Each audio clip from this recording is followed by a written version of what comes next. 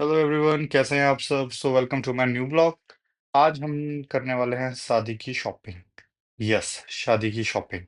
तो मैं निकल गया हूँ घर से एंड आज हमें कोई मेहमान भी हमें ज्वाइन करने वाले हैं जो हमारे ब्लॉग में पहली बार दिखेंगे। उन्होंने काफ़ी रिक्वेस्ट की कि उन्हें ब्लॉग में ना लिया जाए, इसी वजह से मैं उन्हें ब्लॉग में ले रहा हूँ क्योंकि उन्होंने ना बोला है। एंड वो ना बोल रहे हैं तो ये करना बनता है। इसी के साथ हम पहुंचे चौक में। चौक में पहुंचने के बाद हमने लिया ई रिक्शा और ई रिक्शा लेके हम चल पड़े अपने सफ़र की तरफ। तो फाइनली हम पहुंच गए थे मेट्रो स्टेशन। और मेट्रो स्टेशन हम पहुंच गए। ये देखिए आप, कौन सा मेट्रो स्टेशन है? Yes, Pithampur red line.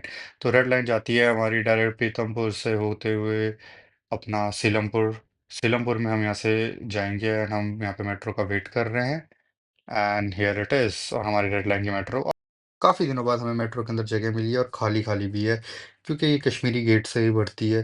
तो इसी के साथ हमने सोचा कि थोड़ा शूट कर लिया जाए, क्योंकि मेट्रो के अंदर कोई नहीं है, वरना मेट्रो में कुछ आप करो तो बहुत जल्दी आप वायरल हो सकते हो। मतलब अच्छी चीज़ है। एंड उसके बाद हमने यहाँ पे थोड़ा-सा मेट्रो स्टेशन का व्यू लिया। मेट्रो स्टेशन के व्यू लेते ही हमारे गेस्ट जो हैं वो आ चुके हैं। आपको दिख रहा होगा हल्का-फुल्का ब्लर-ब्लरी सा। अभी हमारे करीब आएँगे और आपको काफ़ी खुशी होगी ये देख के कि हमारे सचिन भैया जी आ चुके हैं और इनको पता है मैं बहुत बड़ा व्लॉगर हूँ, ये मेरे बहुत बड़े फ़ैन हैं।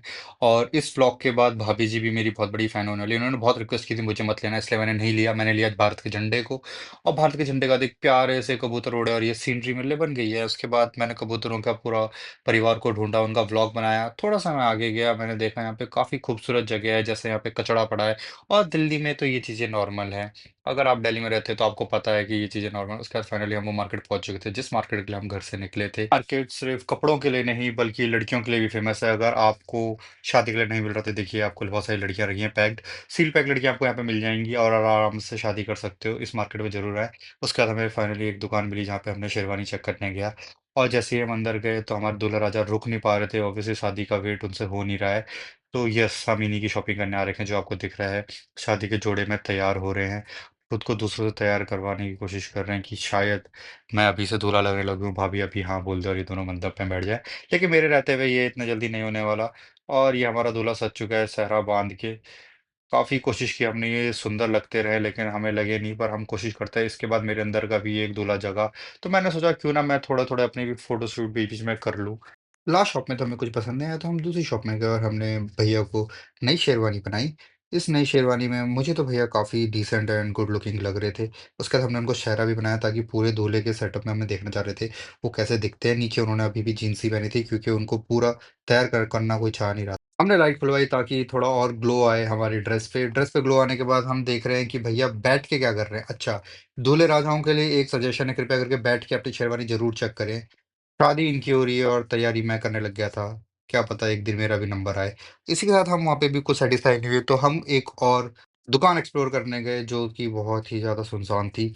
और यहाँ पे दूल्हे-राजा तो तैयार थे, लेकिन भाभी खुश नहीं थे। ये जो चेहरा है ना, ये मेरे पति का है, ये इस कपड़े के लिए नहीं बना। दुकानदार ने बोला कि नहीं, वो यही कपड़ा है जिसमें आपका पति खूबसूरत लगेगा। तो दुकानदार ने 2 दुपट्टे लिए और दोनों दुपट्टे से हमारे दूल्हे-राजा को सजा दिया। अब दूल्हे-राजा का आप एक्सप्रेशन देखिए। ਹੱਸਦੇ ਚਿਹਰਿਆਂ ਦਾ ਮਤਲਬ ਇਹ ਨਹੀਂ ਹੁੰਦਾ ਕਿ ਉਹਨਾਂ ਨੂੰ ਕਦੇ ਕੋਈ ਤਕਲੀਫ ਨਹੀਂ ਹੁੰਦੀ Yeah, that's ਉਹਦਾ true. ਮਤਲਬ ਇਹ ਹੁੰਦਾ कि ਇਹਨਾਂ ਨੂੰ ਤਕਲੀਫਾਂ ਨਾਲ ਡੀਲ करना ਹੁੰਦਾ है बिल्कुल सही कहा। फिर हमने इन दोनों के हाल पे छोड़ दिया और हम देखने लग गए एक अंकल को जो सिलाई कर रहे थे।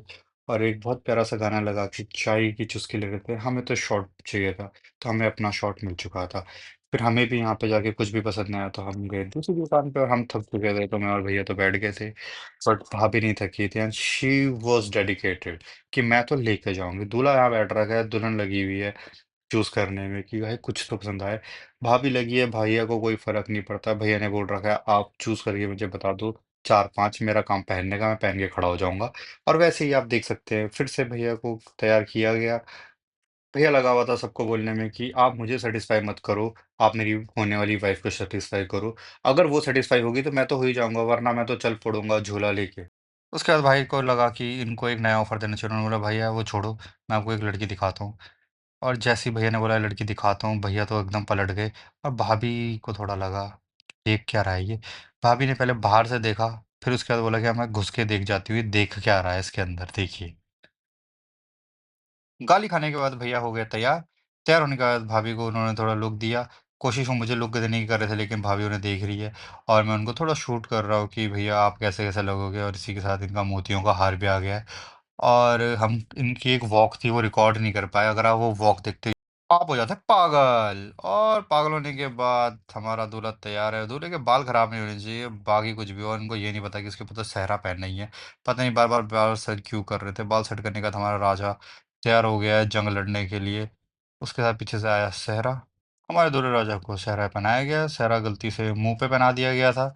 तब भाई को याद आया कि नहीं, हम तो इसको उल्टा पहना रहे हैं, तो भाई ने पहनने का उसको सीधा किया। सीधा करने के बाद हमने सोचा कि अगर हम आपको बार-बार फाइनल आउटफिट दिखा देंगे, तो फिर आउटफिट देखने के लिए आप शादी में तो आओगे नहीं, इसीलिए हमने उँगली के साथ कोशिश की उनका चेहरा छुपाने के लिए।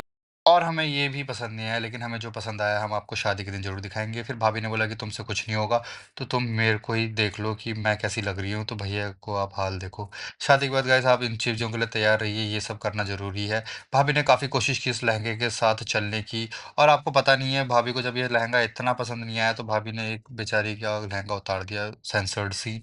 देन उसके बाद हमें फाइनली वो पसंद आ चुका था, हमने वो पैकिंग किया। उसके बाद ये दोनों लड़ने लगे कि पेमेंट मैं करूँगा, मैं करूँगा। एंड आपको पता ही है पेमेंट भाभी ने की, लड़के तो पेमेंट करते ही नहीं है। फिर भैया सामान उठा के पीछे-पीछे चल के भाभी नाराज़ हो गई थी कि जब तुमने पेमेंट के लिए बोला था, तुमने पेमेंट क्यों नहीं की? और भैया उनको मनाने के लिए आप देख रहे हैं पीछे-पीछे जा रहे हैं, हम उनको पीछे से रिकॉर्ड कर रहे हैं।